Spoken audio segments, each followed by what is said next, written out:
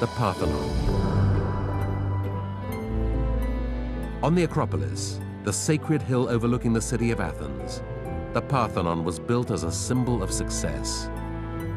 It has stood strong for 2,500 years. The story of how it came to be built is as remarkable as the design of the building itself. This glorious new building that was arising from a field of ruins was a symbol to the Athenians.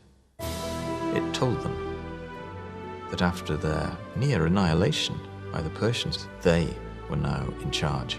They were on the way up, and this was their reminder. The Parthenon would be no ordinary temple. Its exquisite proportions on the outside would be matched by its interior, with splendid carvings and colored reliefs. But the two men responsible for its construction would face fierce criticism. Phidias was appointed master of works. He was the most famous sculptor of his day. Pericles was the Athenian statesman who commissioned the building. It was part of a vast regeneration program conceived by Pericles to transform Athens, to make it stand as an exemplar to the rest of the Greek world. It was a great idea, but how would he fund it? The money that was used had been contributed for the war against Persia by Athens' allies. The war had gone so well, not all the money was needed. So much of it was now diverted to the Parthenon, and Pericles' opponents used this. This was a disgrace. This was Athens misbehaving in the eyes of the other Greeks. Ignoring the political attacks, Pericles raided the war chest and started to build the Parthenon. At 101 feet wide and 228 feet long, it called for thousands of tons of expensive marble. The glittering stone, as it was called, was selected from the quarries that still remain at Mount Pentelicon, 8 miles from Athens.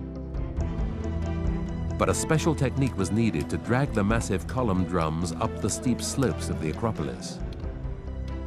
The Acropolis is high above the city. Getting the drums up here on a cart would have been pretty difficult. So they probably used a system that they'd devised over a century before, where they built a wooden frame around the drum, and then using oxen, they could pull the stones up the hill, a bit like a roller. At the building site, they probably used cranes with a pulley system to lift vast blocks of stone. Lifting power came from a windlass attached to the back of the frame. Once they got the blocks and stones up here, they had to maneuver them into position with absolute precision. There's a clue here as to how they did that. These are bosses that were used for lifting ropes to carry the stones. They would normally have been cut off, but war broke out before the workers had finished. But the underlying genius of the building lies in the ancient Greeks' understanding of perspective, unsurpassed until the Renaissance. Well, they say that there isn't a straight line on the Parthenon. It's not exactly true, but certainly lines that you'd think should be straight aren't. The architrave along the top, for example, is 2.5 inches higher in the middle than at either side. At every stage, the builders countered each optical distortion to make this temple appear to be perfect. Down here at the base, you can actually see that deviation from the horizontal. There's a very subtle rise along the step line here towards the middle, which drops off at the far side. And that gives us the impression from a distance of a perfect straight line. They created the columns with the same minute attention to detail. On the outside of the building, all these exterior columns slope inwards a bit. And they did that really to help build the grandeur of the design, that feeling of elegance. And they did that by cutting the top surface of the bottom drum so that it sloped inwards perceptibly. Here on the corner, of course, the bottom drum is turned slightly, so the corner column rises up on a diagonal with extraordinary precision right up towards the center of the building. The Greek builders addressed every detail. You might have thought these great stone blocks weren't moving anywhere, but the ancient Greeks did use cramps to hold them together. This is one of the original ancient iron cramps and the actual hole that it came from that's been recently excavated. And it would have sat in here like this, filled with molten lead, which then set, holding those blocks together. In fact, the cramps don't carry a lot of force in everyday use, but in the case of an earthquake, these cramps would have helped just to hold the stones together. Maybe that's one of the reasons that the building's still here today. The centerpiece of this enormous building was to be found inside. Here, Phidias designed the most lavish and impressive statue. It depicted the goddess Athena, to whom the building was dedicated. It was a masterpiece of ivory and gold. It was so extravagant, it absorbed over half the funds for the entire Parthenon project.